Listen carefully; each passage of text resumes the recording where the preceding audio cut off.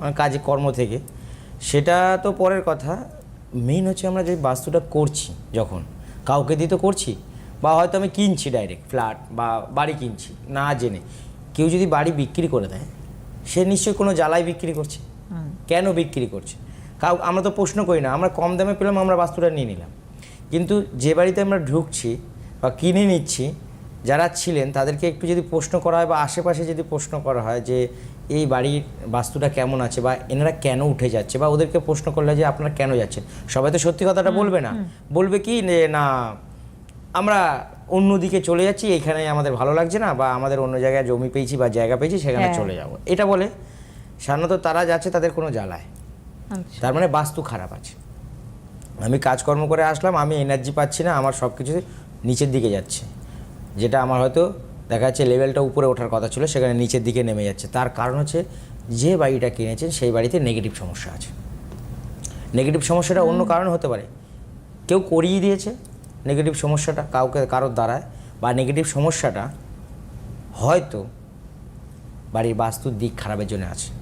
এই বাস্তুর দিক খারাপ যখন আমাদের হয়, আমরা কি মনে করি যে না এটা কিছুই না, আমরা অন্য কারো কাছে দৌড়াই, কি না কোনো যিনি হাত দেখতে জানেন, কি হয়তো ছক বিচার করতে জানেন, তার কাছে, যে আমার এই সমস্যাগুলো হচ্ছে। কিন্তু বিচার করতে হবে আগে বাস্তুটা। যখন আমি আমার সমস্যা নিয়ে কোথাও যাব, সবার আগে আমার বাস্তুটা দেখতে হবে। এই বাস্তুটা যখনই আমি দেখব, তাহলে আমার আর কারো কাছে যেতে হবে না, প্রয়োজনই নেই। কারণ আমার বাস্তুটা ঠিক করলে সব ঠিক হবে।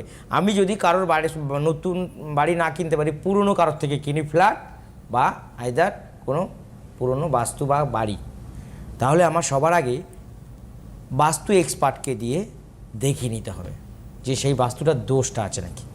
আমরা কি করি, বাস্তুতে যাই, গিয়ে বাস্তুটা দেখি আমরা সব দিক বিচার করে, যে কোন দিকে কি আগে আছে দেখে নিই।